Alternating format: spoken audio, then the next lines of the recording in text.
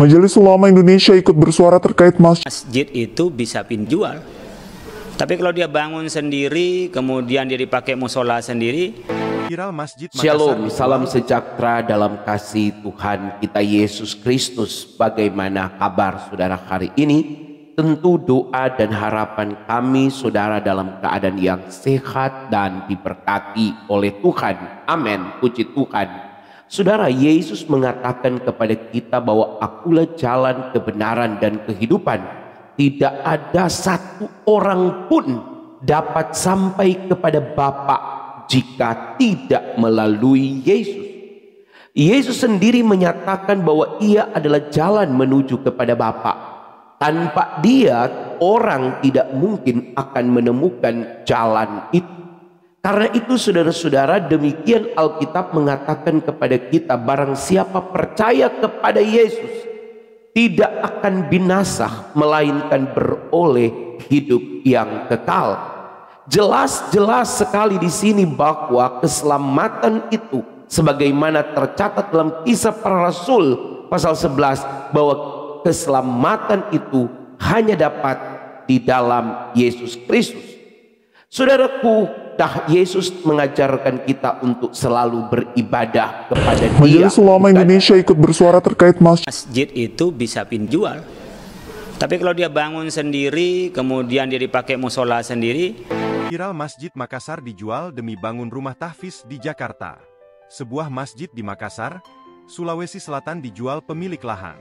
Masjid Fatimah Umar, BTN Makyo Baji, Kelurahan Bangkala, Kecamatan Manggala, itu milik Hilda Rahman. Di depan masjid tertulis spanduk dijual dengan atas nama pemilik tanah Hilda Rahman beserta nomor handphonenya. Kemudian di bawahnya ditulis nomor sertifikat tanah tempat masjid tersebut berdiri.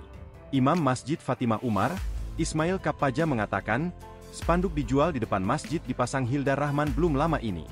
Hilda Rahman, kata dia, sudah lama ingin menjual aset dimiliki yang ditempati masjid berdiri. Luas tanah bangunan masjid 381 meter dan tanah kosong di belakangnya seluas 212 meter. Kabarnya dijual sekira Rp miliar. Harga jual 1,5 miliar rupiah, tanah kosong di belakang masjid, yang ini, tempat masjid berdiri 3,5 miliar rupiah. Tapi kita tidak tahu kalau nego, itu turnya saat ditemui di Masjid Fatimah Umar. Ismail pun menceritakan awal masjid dan tanah tersebut dijual.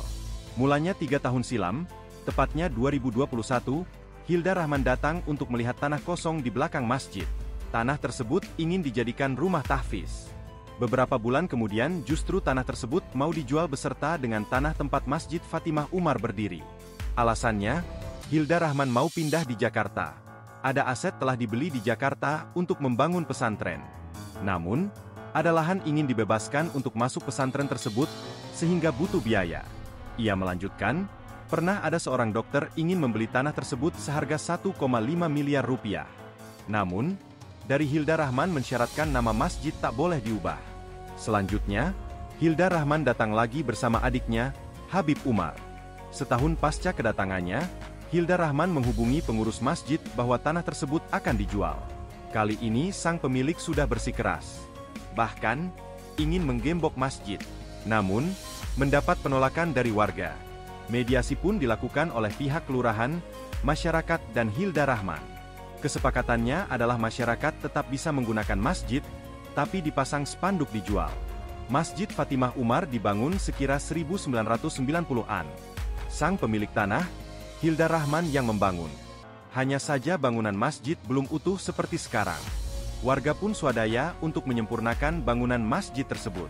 Ismail menyampaikan, pada 2015 lalu, pengurus masjid mendatangi kediaman Hilda Rahman.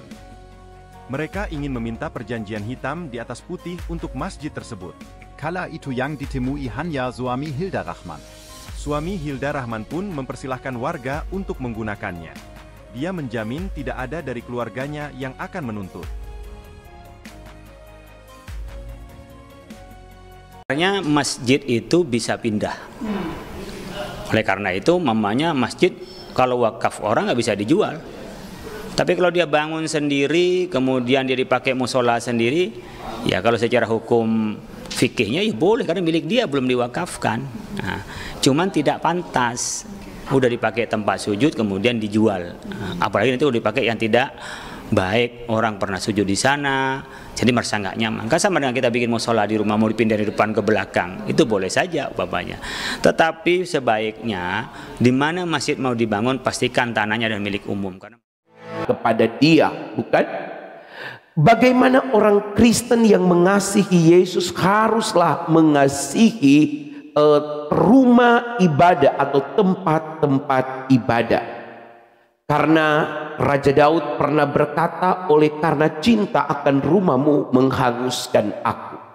Jadi orang Kristen diajarkan juga untuk mencintai tempat ibadahnya. Tentu sebagai seorang Kristen kita harus merawat, terbeban akan kebersihan, kenyamanan dari tempat ibadah kita. Nah, tempat ibadah itu adalah pemberian sukarela. Sesuatu yang kita berikan secara sukarela untuk dijadikan tempat ibadah. Dari mana kita bisa mendapat tempat tersebut? Ya bisa dengan mengumpulkan uang dan kemudian membelikan tanah dan membangunnya. Namun yang paling penting dalam kehidupan orang Kristen adalah mencintai tempat ibadahnya. Nah, apa yang akan saya bagikan kepada saudara, beberapa waktu lalu terjadi di Jawa Timur ya, mereka menjual tempat ibadah mereka, walaupun ternyata alasannya itu karena tidak ada lagi dana untuk membangun, kalau saya tidak salah begitu ya. Nah, sekarang alasannya berbeda. Mereka ingin menjualnya dan ingin membangun satu tempat ibadah yang lain ya, di kota yang lain. Nah, apa pesan yang ingin saya sampaikan kepada saudara?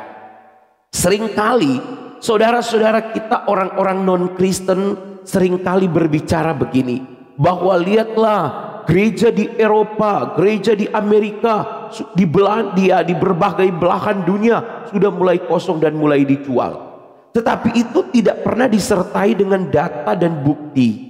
Nah, makanya sekarang saya ingin membagikan tayangan ini supaya juga akan membuka pikiran saudara bahwa hal-hal itu biasa. Hal-hal itu merupakan sesuatu yang ya terjadi di mana-mana, bukan cuma dalam kekristenan, Islam, Buddha atau lain-lain.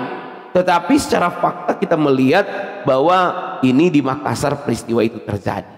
Nah, saudaraku, saya hanya ingin mengatakan kepada saudara semua, pesan saya adalah mari percayalah kepada Yesus, Allah yang benar. Mari percayalah kepada Dia jalan keselamatan.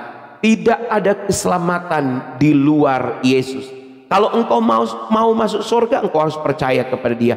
Jika engkau tidak mau masuk surga, maka engkau tidak usah percaya. Tapi ingat, keselamatan hanya dalam Yesus. Penyesalan kemudian hari tidak ada gunanya. Sekarang waktunya, ketika engkau melihat tayangan ini, mendengar suara saya, segeralah untuk beri dirimu, terima Dia sebagai Tuhan dan Juru Selamat. Tuhan Yesus memberkati saudara-saudara sekalian. Haleluya, puji Tuhan, shalom, amin.